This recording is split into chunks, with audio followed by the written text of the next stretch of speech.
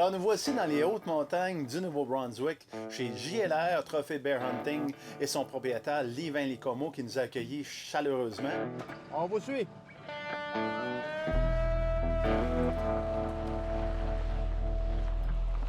JLR Trophée Bear Hunting au Nouveau-Brunswick. Je m'appelle Livain Licomo. Je suis guide depuis une trentaine d'années.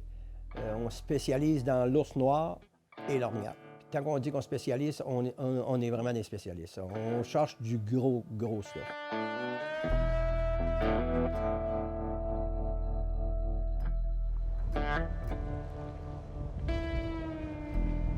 J'ai la chance d'avoir mon grand chum avec moi, Pierre-Yves Méthode, copropriétaire d'Aventure Se Pêche.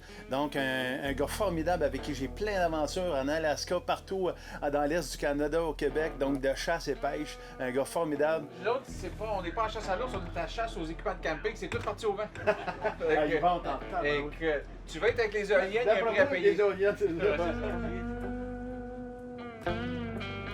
Une des premières étapes quand on arrive à notre site de chasse, c'est de s'assurer que notre âme est bien zérotée. C'est sûr qu'on a fait nos devoirs avant, mais il y a eu du transport, il y a une baisse de pression, donc les conditions ne sont pas idéales, ils ont changé par rapport à mon zérotage. Donc je vais aller m'assurer que tout est correct.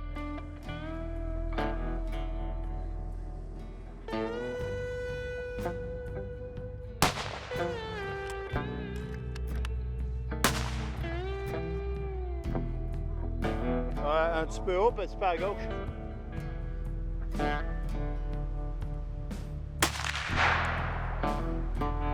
Parfait. Bullseye. Tu vois, hein? Elle vient juste d'être ajustée. Vous voyez, juste pour vous démontrer comment c'est important de zéroter notre âme sur le site, je suis dans une pression différente et les premières balles, au lieu je visais ici, les premières balles allaient ici. Donc, moi, j'avais déjà fait mon zéro que ça s'en vienne dans le centre. Donc, il a fallu que je fasse un réajustement. Vous allez dire que c'est pas beaucoup quand on parle d'un pouce, mais quand on parle d'un pouce à des distances importantes, comme je m'apprête à faire, bien, ça fait toute sa différence. Et ce qui fait aussi la différence entre un tir éthique et un à peu près, on n'essaie pas un animal. Présentement, il pleut, il vente énormément, donc ce n'est pas les conditions idéales pour la chasse à l'ours. Donc, on va aller faire la prospection, donc on va aller voir les bêtes, on va aller voir comment ça fonctionne et s'il y a eu du mouvement. Mais on va aller s'exciter un peu et on va aller voir ce qui se passe sur les caméras. Regarde lui, là. Lui, il est beau en tabarouette. Hein, il est long, tu vois? Regarde comme la longueur.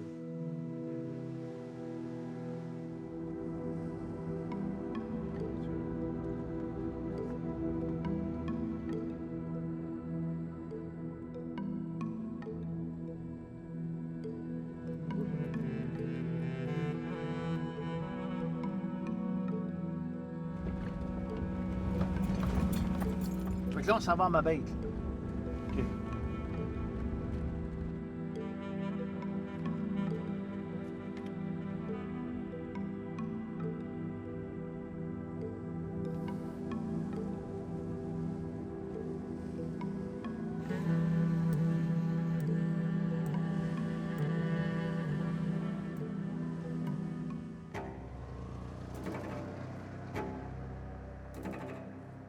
Alors, le vent s'est calmé. J'ai décidé de faire une petite chasse en fin de soirée, ma première soirée, juste pour comprendre le setup, voir comment c'est organisé, et aussi, bien, courir la chance. On a plus de chances d'être dans le bois puis avoir un ours.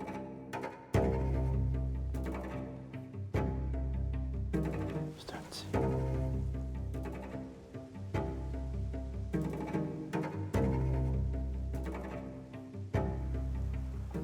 Il est nerveux. Il en a peut-être un autre.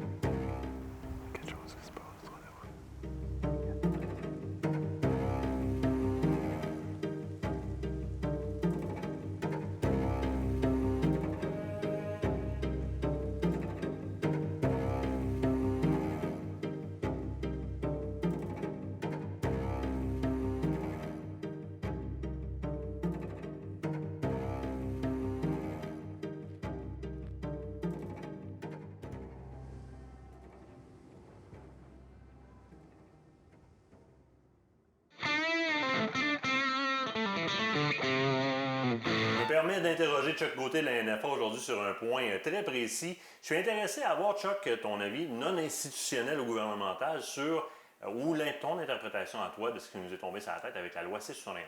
C-71, Martin, c'est un retour en arrière. C'est un retour d'un registre. On va falloir appeler pour un transfert d'armes à feu non restreintes au contrôleur des armes à feu à Miramichi. C'est aussi également le retour des conditions de transport qui avaient été enlevées par le gouvernement conservateur qu'on disait complètement inutile pour les armes à autorisation restreinte. Donc, tout ce qui est aller à un gun show, aller aux frontières ou aller à un armurier, il va falloir maintenant demander une autorisation de transport.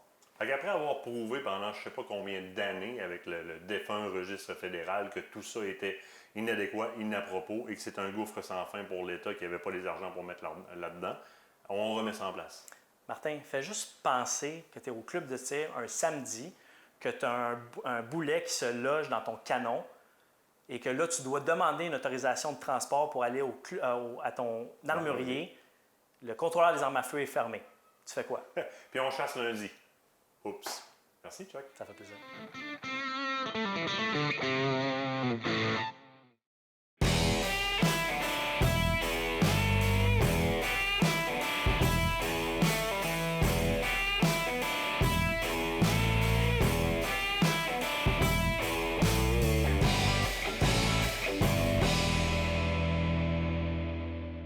Au cours des dernières années, nous avons vu apparaître une nouvelle tendance, soit l'intégration des télémètres dans les télescopes. Aujourd'hui, je m'entretiens avec Hugues Vaillancourt, président de Fierce Canada, sur le sujet, et j'aimerais avoir ton opinion.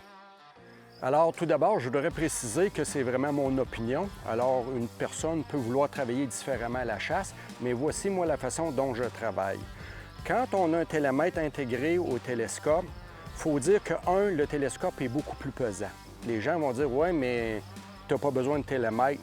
Non, mais on a quand même besoin des jumelles. C'est pour ça que j'utilise toujours des jumelles avec le télémètre intégré. Oui, parce qu'on n'est pas pour regarder si un chevreuil qui s'en vient avec notre carabine. Ça, c'est l'inconvénient. C'est si on veut mesurer la distance de notre gibier ou d'une souche ou peu importe pour préparer notre chasse, on est obligé de toujours monter l'arme, mirer et peser sur le piton pour avoir la distance. Alors ça, je trouve ça un petit peu laborieux. Aujourd'hui, on est tous avec des télescopes qui puissent avoir l'option de la balistique tourelle.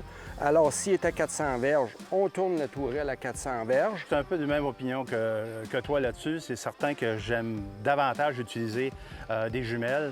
Puis il y a aussi, c'est qu'avec le télémètre intégré, c'est beaucoup plus laborieux dans le sens que c'est de l'électronique.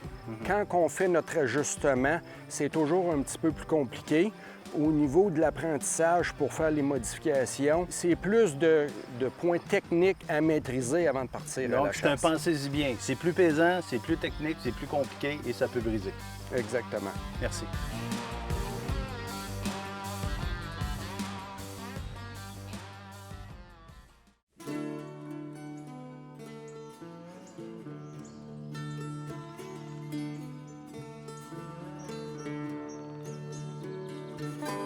Le Nouveau-Brunswick est renommé pour la grosseur des ours, puis la quantité des ours. Les orgnales, on n'a pas besoin de parler du Nouveau-Brunswick.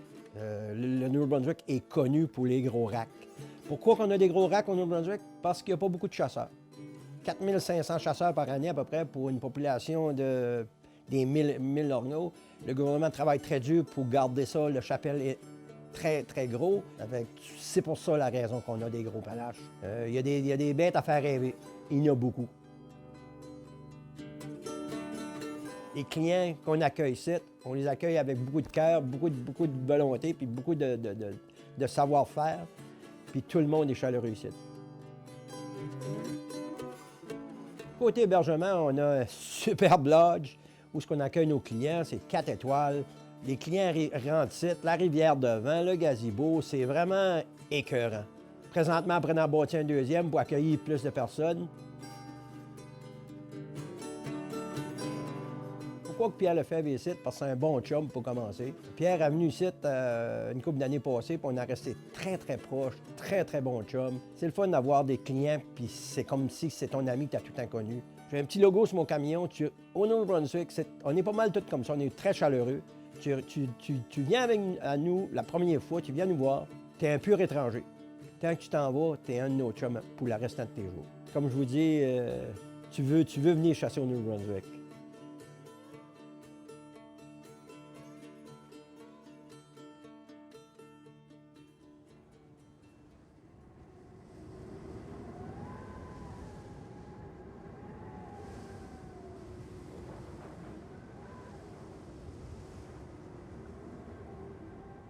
Bonjour, ici Marc Méthode d'Aventure Chasse et Pêche. Je suis avec mon grand ami, le Long Range Hunter Pierre Lefebvre et mon père.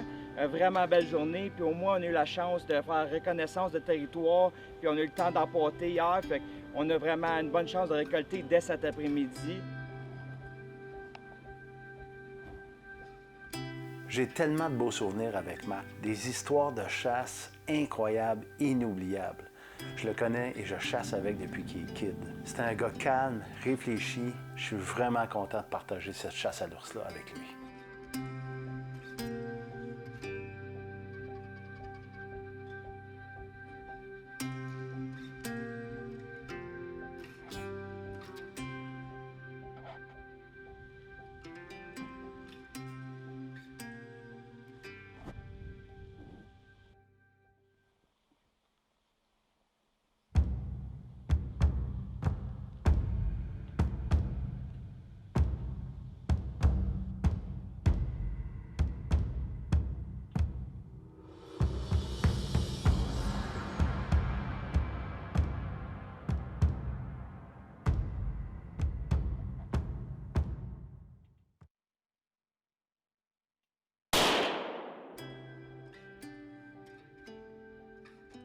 OK, fait que on a tiré il y a à peu près 10-12 minutes de ça. On n'a pas parlé, on n'a pas bougé depuis ce temps-là. On est assez confiant que le tir il était parfait. L'ours a tombé pas mal au baril, on dirait. Peut-être qu'il a fait 10-15 pieds dans le bois. Mais c'est ça, on n'a juste pas pris de chance. On a resté calme. Il y a du sang après l'arbre, là. Il y a du sang, là.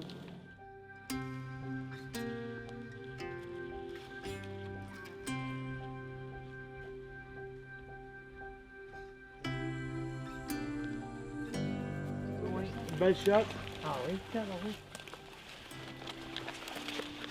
C'est pas un monde, mais c'est un bel ours. C'est vrai qu'il l'a pogné comme il faut. Good. Regarde. Ça, c'est... Oh.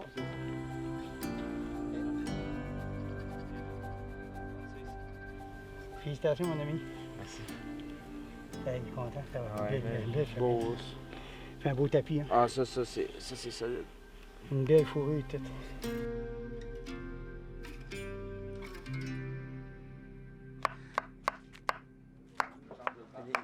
Il fait même des clins d'œil. Ça n'a pas de bon sens. Ça, regardez-moi ça, regardez-moi ça. Gardez la barre. Regardez-moi les palettes entre les arbres. Ça, c'est où en Nouvelle-Écosse, ça? Non, c'est... C'est à 25 vies au côté. Lui, là, c'est un méchant tireur. Lui, écoute, un moment donné, m'en va à Terre-Neuve avec lui, OK? M'en va à Terre-Neuve, là. Il voit en arrière, le gars, il dit « Ah, il est trop loin. » Bang! T'es déjà à terre. C'est vrai, là. T'es où? Pendant- Le tir était où? Hein? T'es où, tu sais? Il était dans le cou. Dans le cou, mais ça se parle de ça. Il était dans le cou. Bring!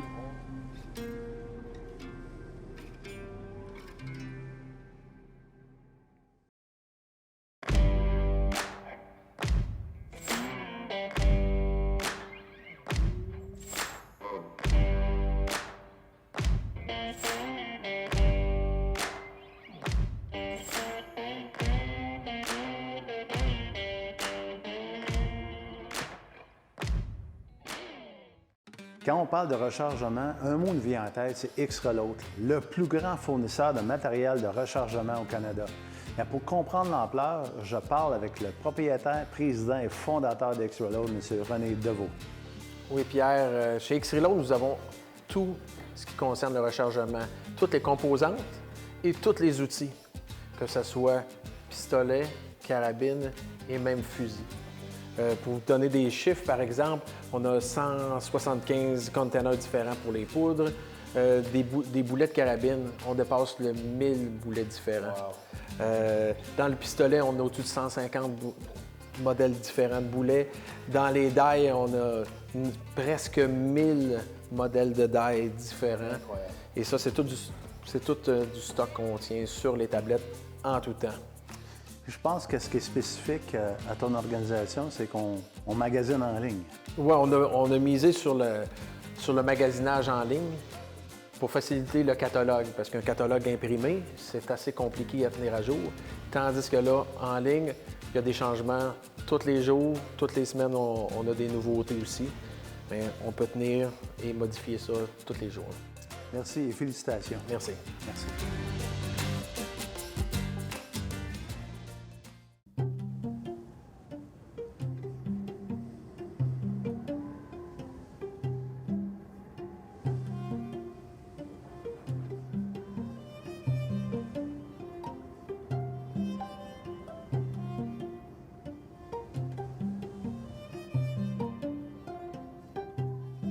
Alors, troisième journée, on a changé de spot. En fonction du vent, des fois, il faut alterner parce que le vent n'était pas bon pour nous. Il y a des beaux mâles à cet endroit-là aussi, on a vu sur les caméras. Donc, on a bon espoir. Il ne vente pas trop, il fait très beau, il fait chaud. Alors, on a bon espoir qu'il se passe de quoi ce soir.